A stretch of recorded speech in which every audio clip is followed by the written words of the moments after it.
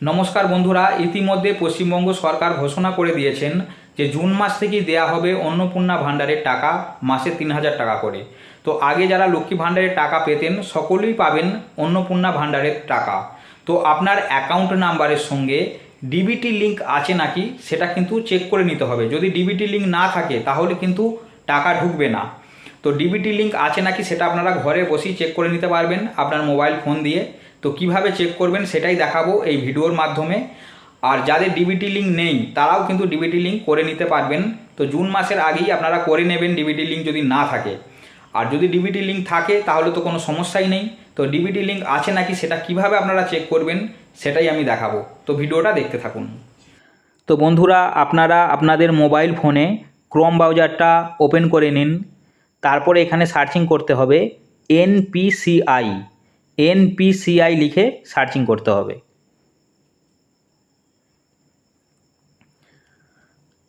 তো সার্চিং করার পর প্রথম যে ওয়েবসাইটটা আসবে এনপিসিআই, এই ওয়েবসাইটটাতে ক্লিক করতে হবে।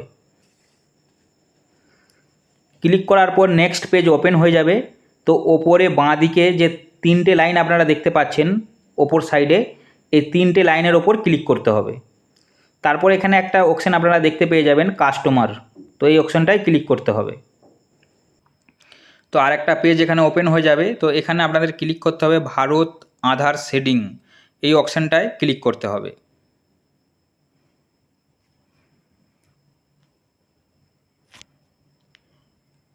ক্লিক করার পর এখানে আপনাদের 3 নম্বর অপশানটা সিলেক্ট করতে হবে আধার ম্যাপেড স্ট্যাটাস, এই অপশানটায় ক্লিক করতে হবে। তারপরে এখানে এই যে বক্সটা আপনারা দেখতে পাচ্ছেন ওপরে, তো এখানে আপনাদের আধার কার্ডের নাম্বারটা লিখে দিতে হবে। তারপরে নিচে যে ক্যাপচারটা আছে এই ক্যাপচারটা নিচের বক্সটায় দেখে দেখে আপনাদের সেম টু সেম লিখতে হবে। তো ক্যাপচারটা এখানে আমি লিখে দিচ্ছি।